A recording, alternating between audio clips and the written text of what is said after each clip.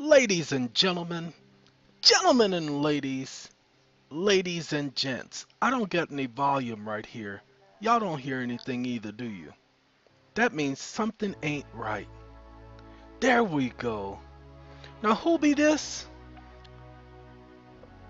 Lana Del Rey? Don't know the young woman, but she's singing Summertime Sadness. Okay? So she's gonna play in the background while we play in the foreground, you know? Now, I told you, ladies and gentlemen and ladies, about your right to do a notice of removal. Well, let me tell you what happened so that you know. The video I did earlier today, I told many of you, I said, I just got a text message. Gentleman just filed his notice of removal from bankruptcy to federal district court. Now, we had some things working against us. The case has been there for longer than 30 days. Remember, you're supposed to do it within 30 days. But the judge says you cannot do a notice of removal from bankruptcy court to federal district court. Ladies and gentlemen, I know this song. I've heard this song before. Okay, ladies and gentlemen, it's not one of the songs that I appreciate, but in Puerto Rico, you didn't have a lot of English stations to listen to. So when you're listening to the radios in Puerto Rico and you pick up English songs, this right here would play 100 times a day. Summertime sadness. So what I'm gonna do, we're gonna bring the volume down a little bit of the background. Now let me see where my volume at. I was in the 60s. We're gonna let her play. There's a couple more people I want to play, but I'm gonna wait till the next video to play them. So we're gonna let them play in the background while I continue to tell you all about the story about whether or not you can do a notice of removal from federal court, bankruptcy to federal court district. So let's see if the judge was being honest. You see, he filed the notice of removal that I put together for him. He paid me for my time, so I put it together. Now, I told you, doing a notice of removal, the people pay me for my time. I want y'all to pay attention. These are the motions I wrote for the man. The right to access the removal process under equal access principles and notice of lack of standing by associated parties. Cross-complaint counterclaim, trial by jury, set off demand, statement of claim, and FOIA demand. That's the first one. That's the notice of removal. It included all our information. Then we had the application to proceed in informal purpose, the fee waiver. That's okay, I didn't do that, they did that. Okay, let's go down. Let's go down to proceed in formal purpose. We're gonna skip right there. Then we have a document entitled The Right to Access the Removal Process, the Timeliness Factor. Talked about how the attorney, they brought up the fact they wanted to have it removed. The attorney said you can't do that, and I showed them proof that you can. So she delayed, and we had proof that they told her this within the 30-day period. They hired an attorney, the attorney said no. But what y'all don't know is that the attorney tried to have one of the family members, the husband and wife, declared incompetent so that they could manipulate the other member. Then they made arrangements in Chapter 13. I don't appreciate Chapter 13, but they filed Chapter 13 before I came into the scene. You don't file a Chapter 13, you file a Chapter 7. Well, anyway, and you do the house as an unsecured loan and a homestead. You file your birth certificate, you file your social security card, you file your deed of trust into the bankruptcy, because those are assets, not debts. Your deed of trust, because it's an unsecured loan and it's been paid off already, you file it as an asset. Okay, give me a second. I gotta put y'all on pause because I have a letter I want to show y'all before we continue. Do y'all mind? Give me 1 second. Now, y'all paying attention? This is Moby again, by the way, in the background. But y'all paying attention? This letter is in reference to your correspondence received by Green Tree regarding the above reference account number. Yeah, we got the name covered because it's a private matter, but I want to show y'all what's going on. The person called me this morning, told him I'm too busy, I can't help everybody. He said, please, can you help me? I said, I can't help everybody. He said, but please, can you help me? I said, I can't help everybody. There's too many of you. He said, please. I said, I'm sorry, please. He said, but brother. I said, brother. He said, brother. I said, that don't work with me. He said, all right, Eeon, could you please? I said, all right, send me your paperwork and I'll take a look at it. So he sent it to me. This was the paperwork he sent me. It says right here. Let me move the mouse so you can see it. Right here. Please be advised. We received your payment of $96,000 on September 5th, 2014 and applied the funds. The financial assistance option may no longer be available to cure the default balance owed. At this time, how much do you owe? You gotta talk to Shirley P. Shirley P? I don't think I'm joking about it. I got a boy on the phone with me. Uh-oh, gotta turn off this right here. Whew, cause some problems if I don't turn it off. Didn't even know it was on, Dragon. Sorry about that, Dragon. But anyway, I said, hey, Secretary, I got my boy on the phone with me, and he says he wants me to ask you some questions. I gotta verify him first. You gotta verify him. You gotta verify him. Alright, verify him. So she verified him. He said, okay, is that enough verification? She said, I need the telephone number. I said, He ain't giving you his telephone number. Ask another verification question. Well, sir, I don't get this. I said, he ain't giving you the telephone number. Ask another verification question. So she asked another verification question, verified the account, we ready to go. Do you give Mr. Jones permission to talk on your behalf and discuss your account? I do. I'm on the phone right now, ain't I? Okay, what can I do for you? Hey! We got a letter from you, dated March 15, 2015, saying you received $96,000. September 5th, 2014, you applied the $96,000 to the account. But you're showing that it's still in collection status. What the are you doing?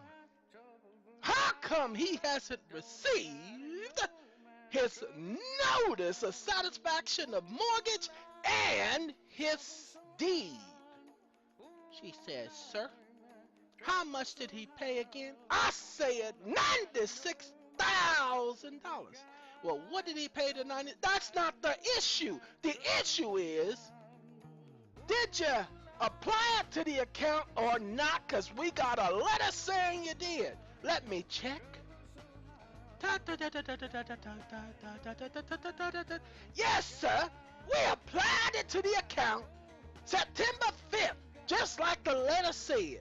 $96,000. $96,000. Okay, thank you very much. Now, you need to stop collecting on this debt immediately. You are to cease and desist any and all further debt collection activities because you just confirmed that you received the amount owed. What's the remaining? Pay attention. May no longer be available to cure the defaulted balance owed. So we figured by reading this, there was more than $96,000 owed. So what was the balance as of September 5th, 2014, prior to the applying of the payment? She said $80,000. $80,000? Well, you received $96,000. That's an overage. So how come he has it received? Sir, could you give me a moment? No. Before I give you a moment, I want you to understand the question. How come you're violating this man's rights? Violating the Fair Debt Collection Practice Act, the Fair Credit Reporting Act, and the Federal Debt Collection Procedures Act. Huh? Sir, could you please hold? I need to contact somebody and find out what's going on. That's all right, we'll hold. And so while she puts on hold, we're talking, he and I. And I'm explaining to him about the law, about what he's going to do, contact the IRS, going to contact the SEC, going to contact the Consumer Financial Protection Bureau. I said I got to go online and see what the exact address for the Consumer Financial Protection Bureau is, because I don't remember the address. So as I'm typing in, she says, excuse me, sir, Consumer Financial Protection is at consumerfinance.gov. Thank you very much. Oh, no problem. I'm going to put myself back on mute. And she muted herself again. Ladies and gentlemen, I knew she was listening. That's why I did that. So instead of treating me as if I was the enemy, she started treating me as if I was, look who's coming to dinner. Okay? She treated me as if I deserved respect. Ladies and gentlemen, she reminded us that the call was monitored and recorded for quality assurance purposes. Then she, at the beginning of the call, said, and this may be an attempt to, excuse me? Maybe an attempt? No. We've already discussed that you received the money, so you cannot do an attempt to collect anything. That all changed. So, ladies and gentlemen, the $96,000, guess what that was from? A money order! Yeah, from you people who say that don't work, you know what? That was 2 years ago. This is 2017. That was 2 years ago. Guess what? The account still shows that the $96,000 was credited to the account. So they didn't throw it back, didn't cast it out. See, he did something unique that got them to recognize his instrument, because he did research. However, he showed me the instrument, and there are a couple of mistakes. Some of them major if you're looking at it from a financial institution standpoint and a legal instrument standpoint. Some of them were major, many of them minor mistakes. Am I going to teach you how to do it? No. Okay? This is just me showing you what I've been doing. I didn't have to call that company. I didn't have to spend over an hour on the phone with this young man, helping him with his problem. So before we go back to talking about the notice of removal, people, your sad sob stories doesn't really work on me. Many of you I've turned away because you're bossy. I can hear your attitude over the telephone. You can't kiss up to me. You can't offer me anything. You can't bribe me. Okay? I did all that to him for him for free. Didn't charge him a dime. It was me being me. The rest of you, stop calling me about your personal stuff. I spent another hour, no, it was about 45 minutes, on the phone with someone else who had questions about his situation. And then another person calling me about questions about his situation. And you know that one more question thing? One more question? You cannot get into a conversation with me and play me. I'm much better at it than you are. Alright, let's get back to this, if y'all don't mind. We are dealing with a notice of removal. So, one of the other documents, now I want you to pay attention to the fifth document. Affidavit of limited and durable power of attorney general with certificate and other exhibits titles attached here too. Plaintiff sought to remove to this court the Chapter 13 bankruptcy petition that gets the date and all that information. The plaintiff filed with the United States Bankruptcy Court, District of Colorado. Plaintiff specifically sought to remove, pursuant to 28 USC, she put 1452. We didn't say anything about 1452 in our petition. We said 1441, specifically C. wherein we note, this is me adding this, where the basis for removal includes claims related to bankruptcy cases or federal questions concerning Title 11 of the United States Code, the Bankruptcy Code, if the underlying court case sought to be removed, the bankruptcy-related removal case, is pending, the removal pleadings should be filed in the United States Bankruptcy Court. Should be filed in the United States Bankruptcy Court for that district. Not must be filed. Okay? Means it's not necessary. Hold on. Whether the bankruptcy case is pending in the United States Bankruptcy Court for the district or in a bankruptcy court located in another state. So, by all means, you can do a notice of removal from bankruptcy court. Whether the underlying bankruptcy case is pending in the district or in the bankruptcy court of another state, the removal papers should be filed in the appropriate division of the United States Bankruptcy Court for that district, covering the county where the bankruptcy related removed case is proceeding. Sorry guys, I gotta let a dog in the house. Get in here.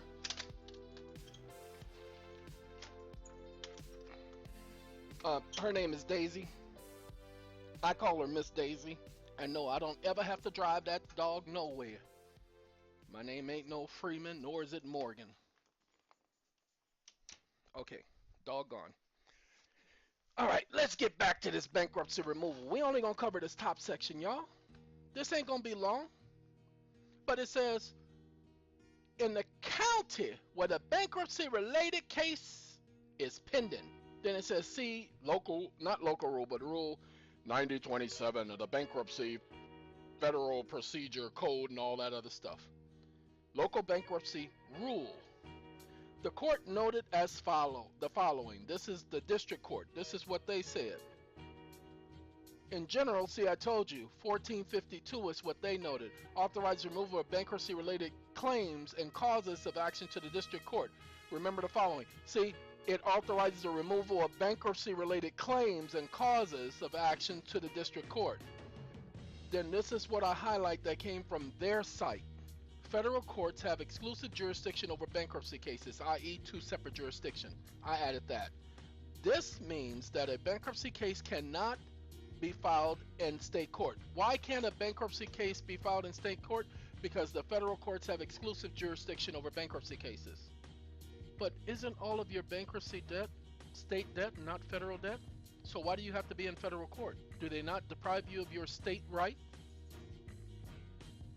Of course they do, but nobody brings that argument. Somebody like me will.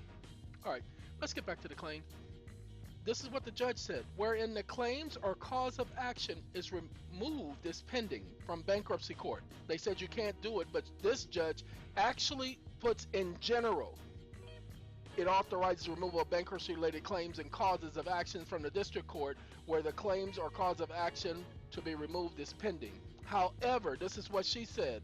1452 does not authorize the removal of bankruptcy proceedings from bankruptcy court to the district court because the bankruptcy court is part of the district court. No, it is not. The bankruptcy court is a legislative court completely different from the district court because the district court is a Title III, Article 3 court where the judges have life tenure. The judges of the bankruptcy court, none of them have life tenure. Okay, they are two separate jurisdictions. That's why it is a removal of bankruptcy related claims and causes of action to the district court.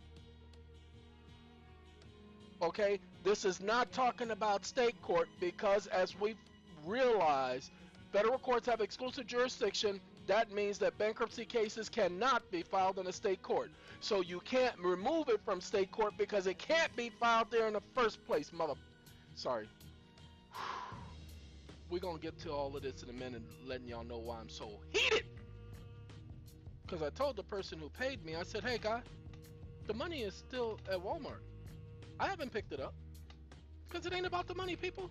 It's still there. Go get it. You can go get it. But then I called him back and I said, you know what? I'm going to respond to them. I have the answer to your problem. The solution for your tuition. You know what I'm saying? Let's continue with however. 1452 does not authorize the removal of bankruptcy proceedings from bankruptcy court to the district court because they're the same court, is what they're saying. Furthermore, even assuming that a bankruptcy case could be removed to this court, the case still would be referred to the bankruptcy court because all bankruptcy proceedings automatically are referred to the bankruptcy court pursuant to the court local rules. And then they put the local rule. Now let's read the local rule, y'all, because the local rule ain't got nothing to do with your rights. As the bankruptcy courts are a separate unit of the district court, federal courts have exclusive jurisdiction over bankruptcy cases. This means that bankruptcy case cannot be filed in a state court. So if it can't be filed in the state court, the removal means automatically from bankruptcy court to federal district court. What type of court is the bankruptcy court? Legislative or judicial? That's my question. According to this court, the bankruptcy court is part of the district court. A rather misleading statement when we consider the following. Shall we consider? Yes, you may. Thank you very much. The United States Judicial Tribunal, created by Article 3 of the Constitution or by Congress to hear and determine judiciable controversies. The Constitution created the Supreme Court and empowered Congress in Article 1, Section 8 to establish inferior federal courts. The authority of federal courts is limited to that given to them by the federal statute that created them. Federal courts exist independently of the system of courts in each state that adjudicate controversies that arise pursuant to the laws of that state. Legislative and constitutional courts. I didn't put that, they put that. Constitutional courts are established by Article 3 of the Constitution, which states judicial power of the United States shall be vested in one Supreme Court, and in such inferior courts as Congress may from time to time be ordain or establish. Now these courts have only the power specified in Article 3. They can hear only cases or controversies. Their judges hold office for life, as long as they are not guilty of judicial misconduct, and their judges' salaries cannot be reduced while those judges serve in office. The Supreme Court, the United States Court of Appeals, including the U.S. Court of Appeals for the Federal Circuit, the U.S. District Court, and the Court of International Trade are constitutional or Article 3 courts. Legislative courts are known as Article 1 courts. That's your bankruptcy court, ladies and gentlemen. So it means that they're not the district court. Technically, they're both legislative courts. They're administrative, but they can't do it. Judge gonna tell me. Ladies and gentlemen, when I tell you I know for a fact you can do a removal, let me say it again so you get it. Bankruptcy court's a separate unit from the district court. I didn't write this. They wrote this. This is right there in their own local rules. That's where this came out of. This is the local rule I pulled it out of. Now notice this. Federal courts have exclusive jurisdiction over bankruptcy cases. You know where this came from? This paragraph right here? Right from the uscourts.gov site. This means that a bankruptcy case cannot be filed in a state court. Okay, if a bankruptcy case cannot be filed in a state court, this means that you are authorized to do a removal of bankruptcy proceedings from bankruptcy court to the district court because there's no other court involved that you can do a removal to. Since this statute that we just talked about authorizes the removal of bankruptcy related claims or causes of action to the district court. These These ignorant stupid wanna deal with me. They want to outdo my logic. In a moment I'm going to tell you why I'm so festered with this. Pissed me off, stopped me making my video this morning. Sit up there stressing them people out by dismissing their complaint the same day. Let's do this. We're going to read this. That we not raise, it's supposed to be did, that we not raise the federal question, that we stated quite clearly that one had the right to a notice of removal from bankruptcy court to federal court. I gotta change this and gotta send it to him tonight because he's gonna be filing this tomorrow. Does that not qualify? I didn't have a chance to Proofread it. Does that not qualify as one of the prerequisites for bringing about federal jurisdiction? So it has become clear that this body has demonstrated a level of prejudice and disrespect. Level of prejudice or disrespect to the rights of the petitioners to access justice. It appears, as has been the claim, that the defendants have no standing, and that their claim is one of fraud and constructive and otherwise. The defendants, because in this, they're listed as the plaintiffs, the two that filed it, the husband and wife. We have the right to be heard. We have the right to put forth our argument as to whether or not we had the right to bring forth a notice of removal to the federal district court, a court of original jurisdiction, because as we all know, one can do a bankruptcy court proceeding in state court. It's supposed to be can't do. Sorry.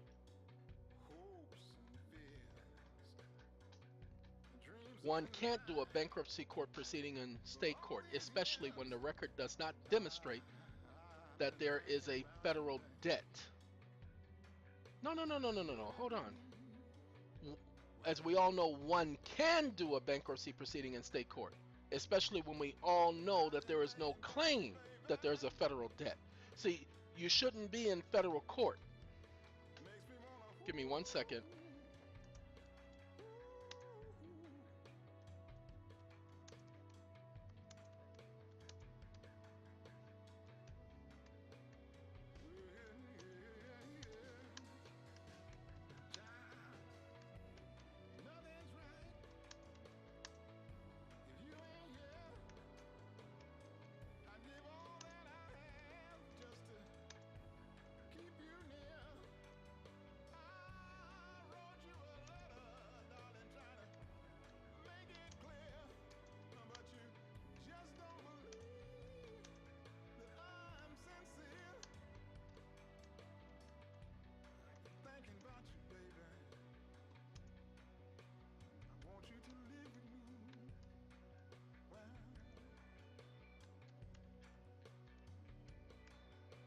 Alright, I just put in the fact that the assumption of the court violates the plaintiff's rights to rights retained by the 10th and 9th Amendments, unrespectively.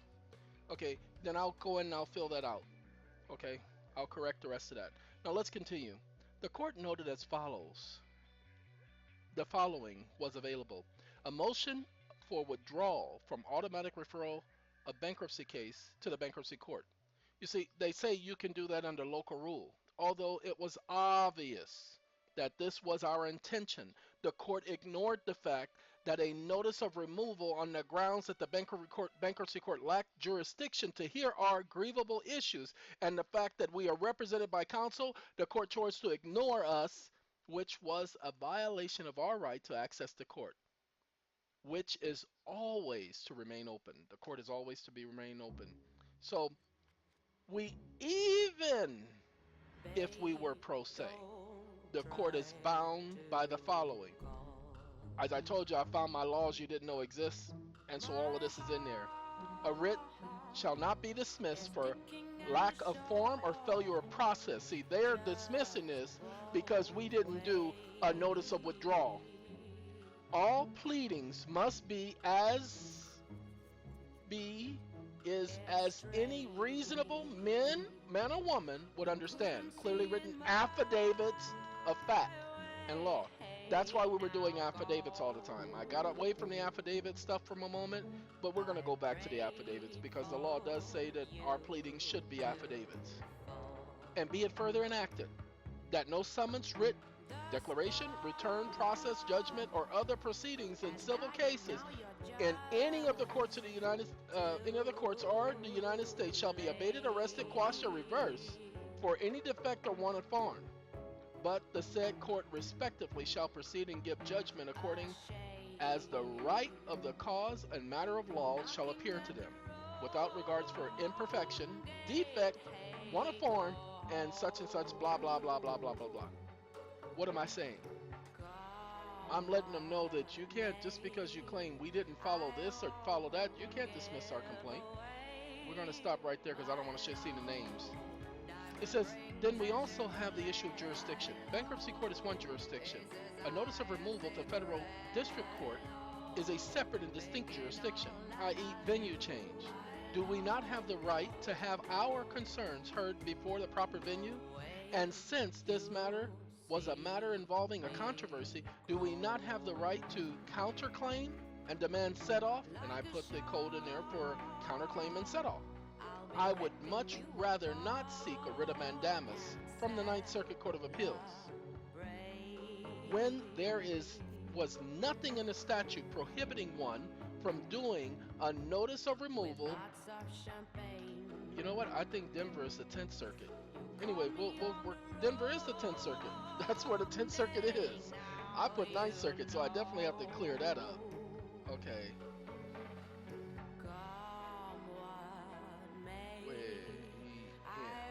Okay, 10th Circuit Court of Appeals. When there was nothing in the statute prohibiting one from doing a notice of removal to federal district court. So we ask this court to reconsider its action with respect to this matter and allow us to proceed without molestation. It is so presented. Okay, ladies and gentlemen.